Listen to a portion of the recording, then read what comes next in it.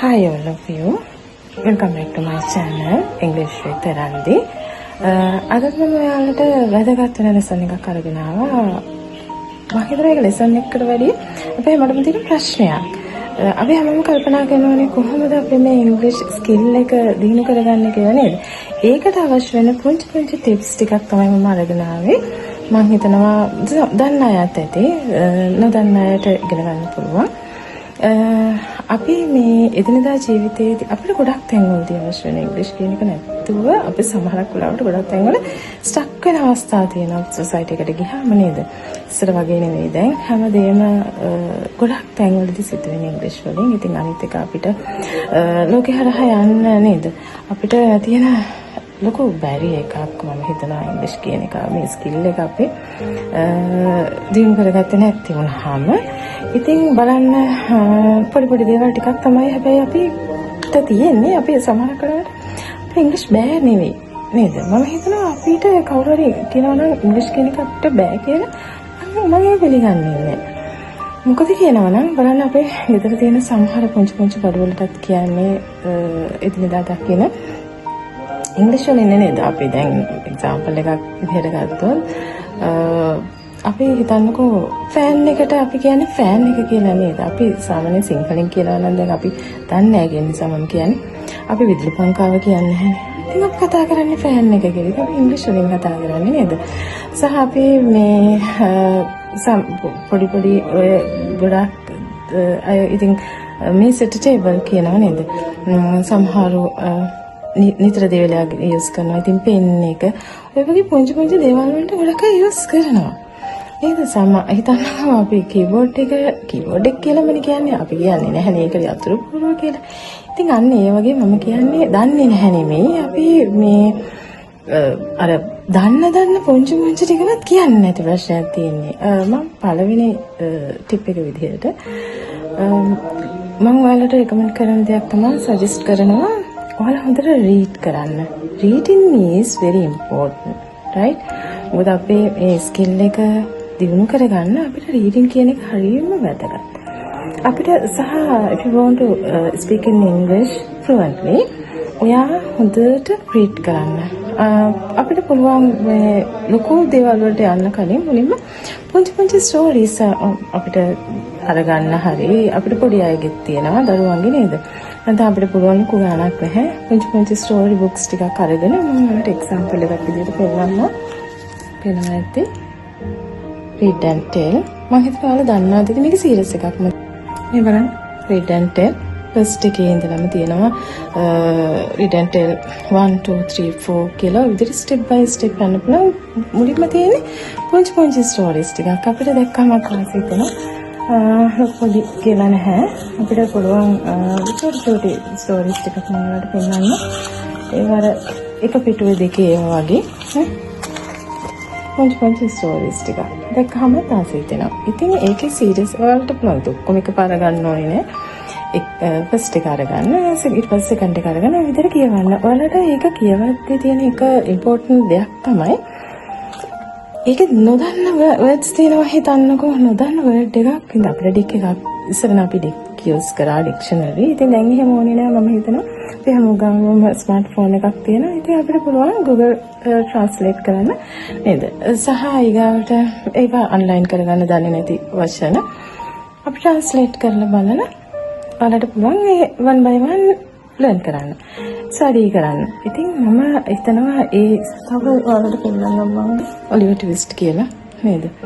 Study කරන්න පුළුවන් සහ ඒ පුංචි ඒ කියන්නේ හොඳට රීඩ් කරනකොට අපේ මේ මවුත් මසල්ස් කියන එක දැන් අපි හුරු සිංහලට නේද? අර අපි කියන්නේ අපි කොච්චර කතා කරාද අපි නේටිව්ස් වගේ කතා කරන්න ආසයිනේ අස්සනට නේද? ඉතින් ඒකට කරන්න මොකද තියෙන්නේ? ඒකට කරන්න තියෙන දේ තමයි මේ මවුත් මසල්ස් දැනට සිංහල වලට හුරු වෙලානේ තියෙන්නේ. ඉතින් ඔයා හුරු කරගන්න ඕනේ ඉංග්‍රීසි ලැන්ග්වේජ් එකට මේ මවුත් මසල්ස් එකට හොඳට රීඩ් කරන්න. රීඩ් කරනකොට මේ මවුත් මසල්ස් හැදෙනවා අපිට අර පැටලෙන ස්වභාවය නැතිව හොඳ ලස්සනට කතා කරන්න. මම කියන්නේ විශ්වවිද්‍යාලයේ මේක අපිට ඕනම ලැන්ග්වේජ් එකක් ලස්සනට කතා කරන්න හොඳට ප්‍රැක්ටිස් වෙන්න ඕනේ නේද? සහ ඊගාවට අපි හොඳට රීඩ් කරලා අපි අවසානයේ අපි කල්පනා කරන නිවුස් පේපර් එකක් වගේ රීඩ් කරගන්න පුළුවන් නම් අන්ඩර්ස්ටෑන්ඩ් කරගන්න පුළුවන්. අන්න එතන තමයි අපි මේ අපේ අර ස්කිල් එක පොඩ්ඩක් අපි ඔකේ වගේ පොඩ්ඩක් නෙමෙයි. සාමාන්‍ය නිවුස් පේපර් එකක් රීඩ් කරලා අන්ඩර්ස්ටෑන්ඩ් කරගන්න පුළුවන් කියලා අපි හොඳ මේ ලෙවල් එකක ඉන්නවා. සාමාන්‍ය වල දැකලා තියෙනවා නිවුස් පේපර් එකක් අරගන්නවා ඉංග්‍රීසි කියන එක මේ දන්නේ නැති කෙනෙක් ගියන්නේ නැහැ වර්ක්ෂොප් එකකට නේද? සාමාන්‍ය නිවුස් එකක් ගන්න ඉංග්‍රීසි කියන එක හොඳටම දන්න කියන කෙනෙක් හිතන්නකෝ ලෙවල් එක අපිට ටච් කරන්න පුළුවන්. ඕකේ. සික් ලෙවල් එකේ ඉන්න අයට මම කියන්නේ මේ බලන්න මං ගාව තියෙනවා මේ මං ක්ලාසස් වලටත් ගන්නේ මේ මේ අදර්ශනට එහෙම ටීච් කරන්න ගන්නේ මේක බේසික් කොම්ප්‍රිහෙන්ෂන් පැසේජ් කියන එක මේ ඔයාලට පේනවා ඇති සහ ඉන්ටර්මීඩියට් කොම්ප්‍රිහෙන්ෂන් පැසේජ් කියන එකක් මේ විදිහට මේ දේවල් මේකෙත් තියෙන්නේ අර රිටන් ටෙල් එක වගේ නෙමෙයි ඒකේ ස්ටෝරිස් හරි සිම්පල් ඉතින් අපිට ඩාක් අටු කියන අර අවම මට්ටමේ ඉන්න කෙනෙකුට බිග්නර් ලෙවල් එකේ ඉන්න කෙනෙකුට අපිට ඒක පුළුවන් අපි ටික ඉස්සරහට එනකොට මේ වගේ මේකේ තියෙන ටිකක් අමාරු difficult stories passages ඉතින් understand කරලා ඒකේ තියෙන questions වලට answer කරගත්තම ඉතින් අපිට මේ practice එක හොඳයි ඒක තමයි ඉතින් reading කියන එක සහ ඊගාවට ඔයාලට මම කැමතියි ඔයත් එක්ක share කරගන්න හොඳට listen කරන්න නේද listening is very important. මම කියන්නේ හොඳට අහනවා කියන එක ඒ කියන්නේ අපි දැන් ඔයාලට පුළුවන් මම මේ විදිහට කියන්නම් අපිට රේඩියෝ එකක් තියෙනවා අපිට ෆෝන්ස් වලත් දැන් තියෙනවා නේද අපිට පුළුවන් daily any time day එකේ අපි දාලා අපි වැඩ කරගන්න පුළුවන්. ඒක ඇහෙන්න හරි කමන අහන්න ඕනේ නැහැ. ඒක ඇහෙනවා කියන්නේ අපි මේ බ්‍රේන් එකේ ස්ටෝර් වෙනවා. ඉතින් හිතන්නකෝ අපි මේ බ්‍රේන් එකේ ස්ටෝර් වෙලා නැති කිසි දෙයක් අපිට ෆ්ලෝවින් වෙන්නේ නැහැනේ නේද? දැන් අපි අහලා නැති කිසි දෙයක් අපි කතා කරන්නේ නැහැ. ඉතින් අහලා තියෙන දේවල් ටික තමයි අපිට මේ මවුත් එකට ෆ්ලෝවින් වෙන්නේ. ඉතින් එතකොට අපිට ලේසිනේ මේ එතකොට තමයි අපිට කතා කරන්න පුළුවන් වෙන්නේ. ඒක අපිට මේ කියන්නේ අපි දන්නේ නැති දේක් කතා කරන්න බෑනේ. ඉතින් ඒක නිසා අපිට ඒක තියෙන ඔයාලට කරන්න පුළුවන් දේ තමයි රේඩියෝ channel එකක් අහන්න. සහ ඕනි තරම් YouTube එකේ දැන් තියෙන podcast නේද? ඔයාලට හොඳට ඉස්සෙල්ලාම අහන්න ෆාස්ට් මේ foreigners ලගේ ෆාස්ට් මේ listening මේ podcast අහන්න යන්න එපා. ටිකක් අර slow podcast තියෙන උන්තර search කරලා ගන්න පුළුවන්.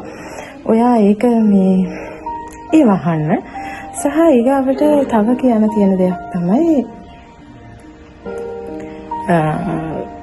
මට තව එකක් කියන්න බැරුණා මේ දැන් අපි හැම කවුරුත් perfect නෑනේ නේද? කියන්නේ අපි තාම ඉගෙන ගන්නවා. මම තාම ඉගෙන ගන්නවා කියලා මම ටීච් කරනවා. මේ ඉතින් අපි ටීචර් කෙනෙක් නෙමෙයි ප්‍රොෆෙසර් කෙනෙක් වුණා. අද ෆොරිනර්ස්ලා පවා ඒ කියන්නේ මේක අපිට ඉගෙනගෙන ඉවර කරන්න පුළුවන් ලැන්ග්වේජ් එකක් නෙවෙයි. අපි හැම දවසකම මේක අප්ඩේටබල් ලැන්ග්වේජ් එකක් නේ. දවසකට අපිට words නේද new words එනවා. පරණ තියෙන ඒවාම නම් තියෙන්නේ අපි ආයෙ ඉගෙන ගන්න ඕනේ නැහැ නේද? ඉතින් එතනදී අපිත් අප්ඩේට් වෙන්න ඕනේ. මම කියන්නේ දැන් මම මේ ඇඩ්වයිස් දෙන්න වලට මේ මොනවාද ක්වොලිෆිකේෂන්ස් කියලාත් ඔයාලා බලනවා නේ.